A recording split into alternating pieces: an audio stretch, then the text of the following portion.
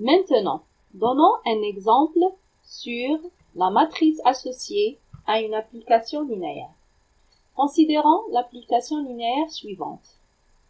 fxy définie de R2 dans R3, qui a xy associe l'image suivante.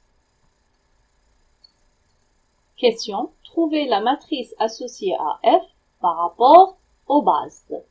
Dans le premier cas, par rapport aux bases canoniques de R2 et R3, et le deuxième cas, par rapport à la base canonique de R2 et une autre base de R3. Dans le premier cas, si vous vous rappelez, la matrice associée à une application linéaire, ces colonnes, ce sont l'image des bases canoniques. Donc, dans le premier cas, il suffit de trouver l'image de E1 et l'image de E2.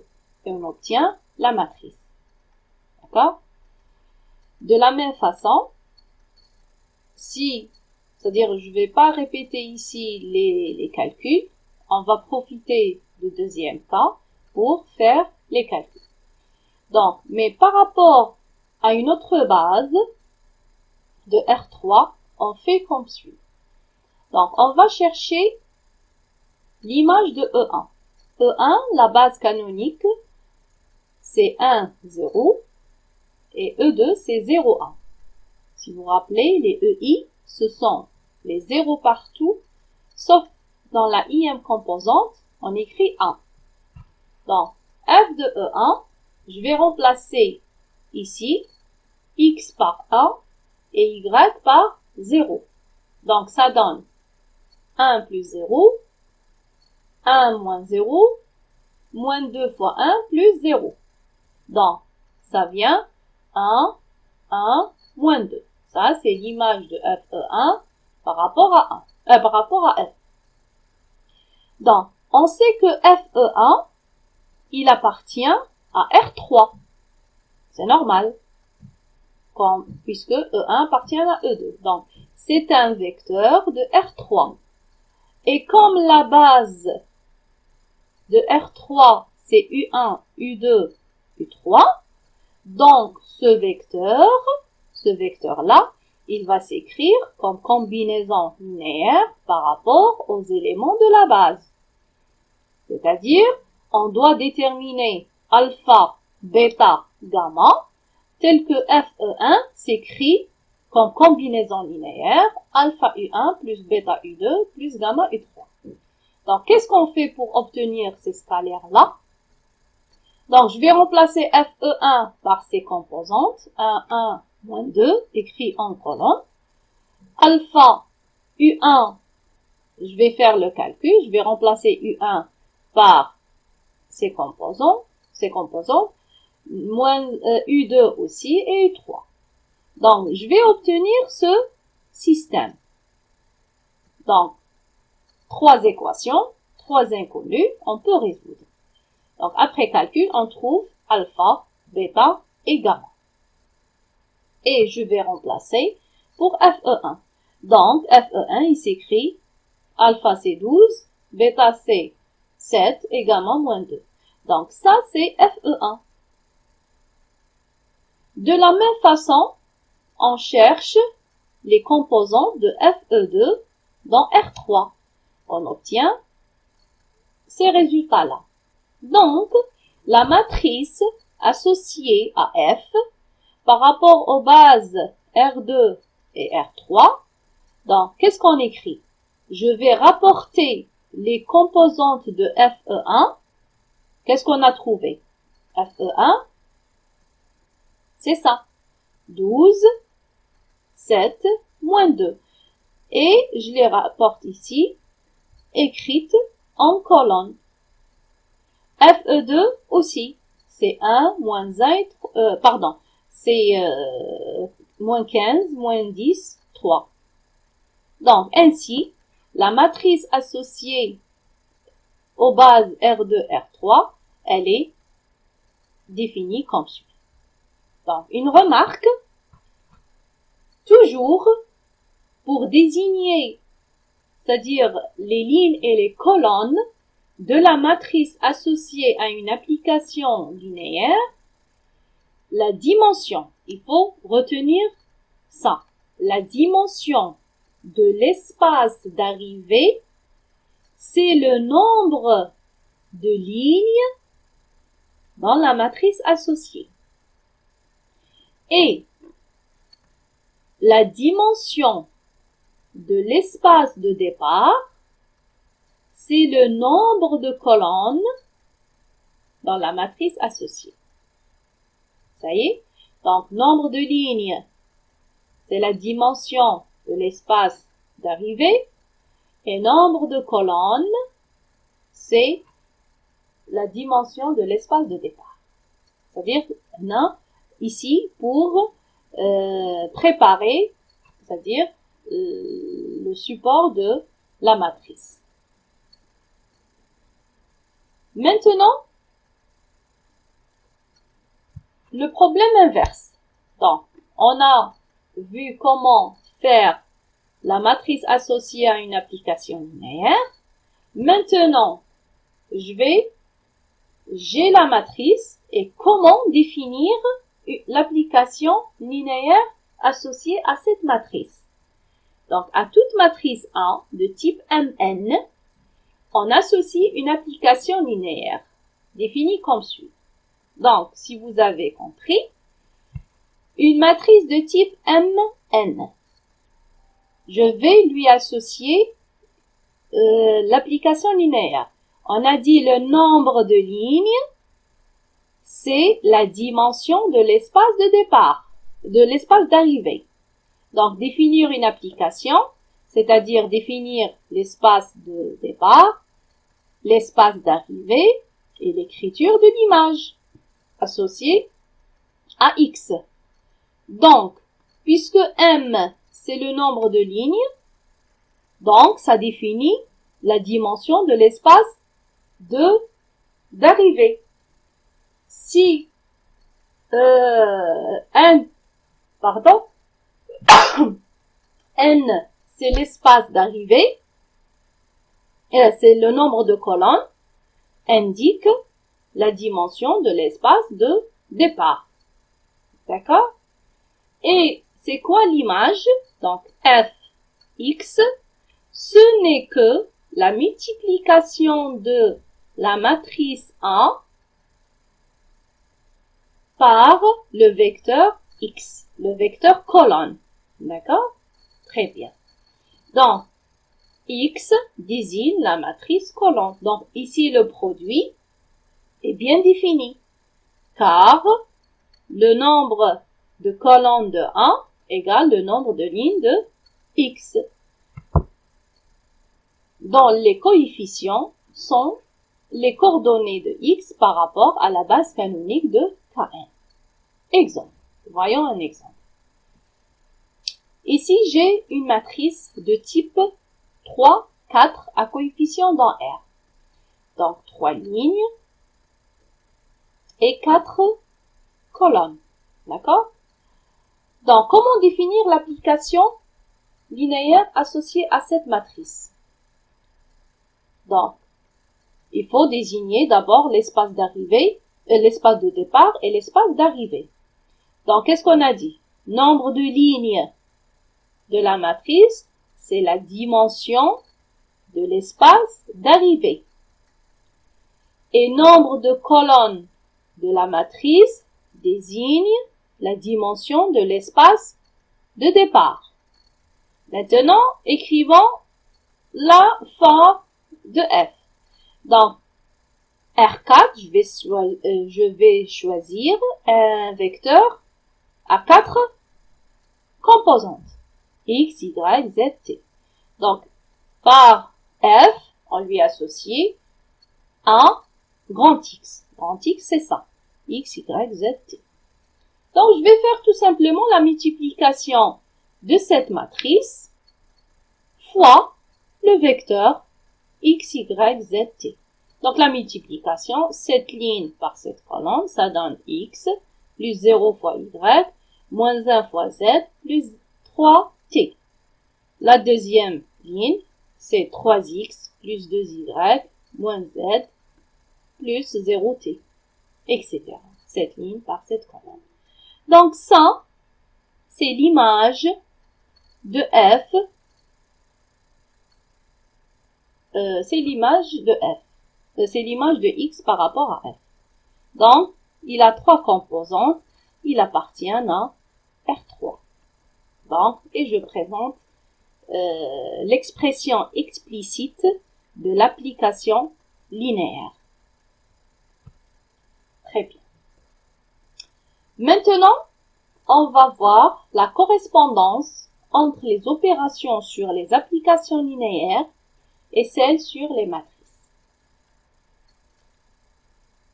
Voyons d'abord la matrice d'une combinaison linéaire. Je vais faire une proposition.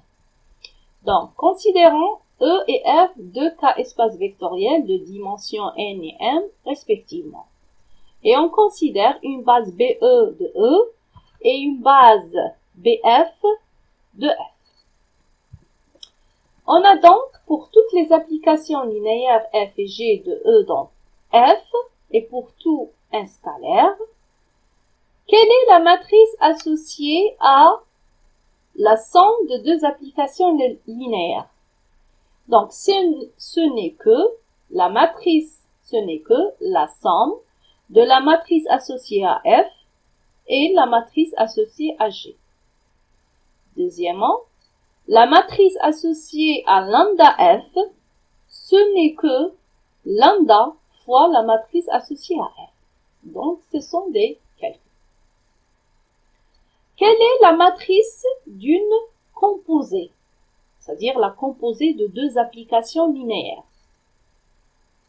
Donc, si on a E, F et G, 3K espaces vectoriels de dimension n, m et p respectivement, on a besoin de trois bases, c'est normal, BE, BF et BG, des bases de E, F, G respectivement. On a F des applications, F et G des applications linéaires, de E dans F et G de F dans G. Ici, on a besoin pour que la composée G rond F soit bien définie. Donc, l'espace de départ de G égale à l'espace d'arrivée de F. Très bien. Donc, quelle est la matrice associée à G rond F? C'est la matrice associée à G fois produit, fois la matrice associée à F. D'accord? Très bien. On va voir c'est-à-dire en pratique, on peut voir aussi d'une façon claire. Maintenant, parlons de la matrice d'un isomorphisme. Donc, si vous vous rappelez, un isomorphisme, c'est quoi? C'est un morphisme plus bijection. Donc, puisque l'application est bijective, on peut parler de son application inverse, c'est-à-dire le f-a bien défini.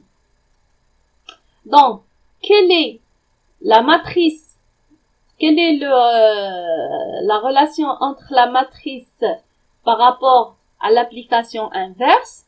Ce n'est que l'inverse de la matrice associée à F. D'accord? Donc, pour que une application linéaire est bijective, si et seulement si sa matrice, elle est inversible. C'est-à-dire, on peut parler de son inverse. Et on a donné au-dessus, c'est quoi l'inverse d'une matrice. Donc, maintenant, on va définir les matrices de passage, le changement des bases et quelle est la relation entre la matrice par rapport aux bases anciennes et aux nouvelles bases. C'est-à-dire, on va changer les bases. Parlons maintenant de la matrice de passage d'une base à une base. Définition. Donc, on considère toujours un K espace vectoriel, E, de dimension n, supérieur ou égal à 1, muni de deux bases. C'est-à-dire, on va passer d'une base à une autre base d'un même espace vectoriel. Donc, les UI et B', c'est les UI'. Ce sont les bases de E. On appelle matrice de passage de la base B à la base B' la matrice carrée. Donc, il faut toujours retenir que la matrice de passage est une matrice carrée. Notez grand P, B, flèche B', c'est-à-dire la première lettre de passage. Dans les colonnes sont les coordonnées des vecteurs U'I, c'est-à-dire les colonnes de cette matrice de passage, ce n'est que les vecteurs de la nouvelle base B'. D'accord? Alors, P se présente comme suit. Donc, on va rapporter les U'I, les composantes, dans la matrice P par rapport à la base ancienne. Exemple. Considérons dans R2 les deux bases suivantes. B égale U1 et B' égale U'1, U'2. Trouvez la matrice de passage. On a la matrice de passage de B à B', ce n'est que U'1, U'2 par rapport à U1, U2. Comment faire ça? Donc, ici, U1, les composants de U1, c'est par rapport à la base canonique. Et B' aussi par rapport à la base canonique. D'accord? Alors, mais ici, on doit écrire U'1 par rapport à U1 et U2. C'est-à-dire quoi? C'est-à-dire, on va chercher les coefficients alpha, bêta, tels que U'1 s'écrit comme combinaison linéaire par rapport à la base U1, U2. Donc, je vais remplacer U'1 par 2 zéros ici. Et alpha fois U1 plus 2 fois, bêta fois U2. Donc, après résolution, on trouve alpha et bêta. De la même façon, on cherche les composants de U'1 par rapport à U1, U2.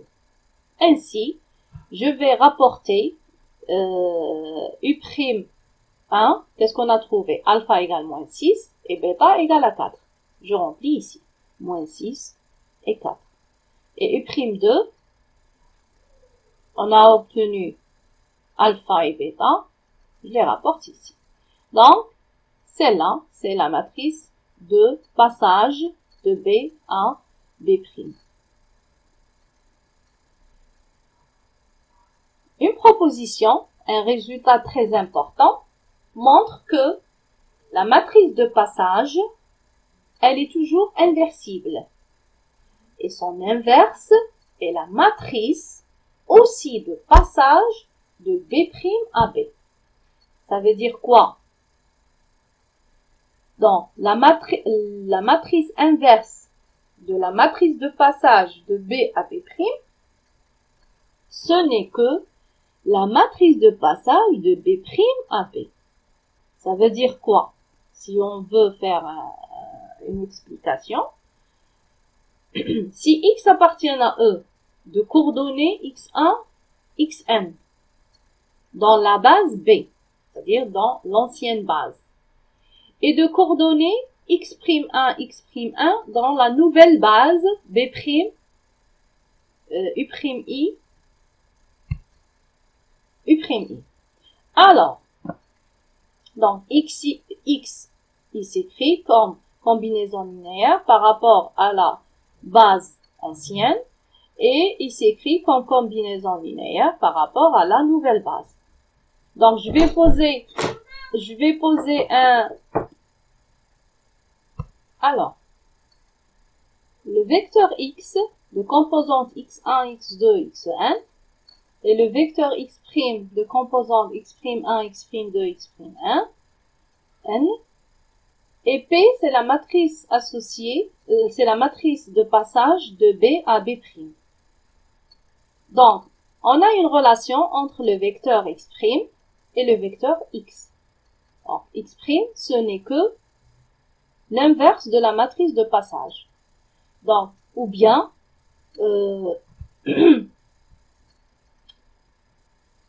et P-1, c'est quoi? P-1, ce n'est que la matrice de passage de la nouvelle base à l'ancienne base. D'accord? Donc ça, c'est l'écriture du vecteur x' par rapport à x.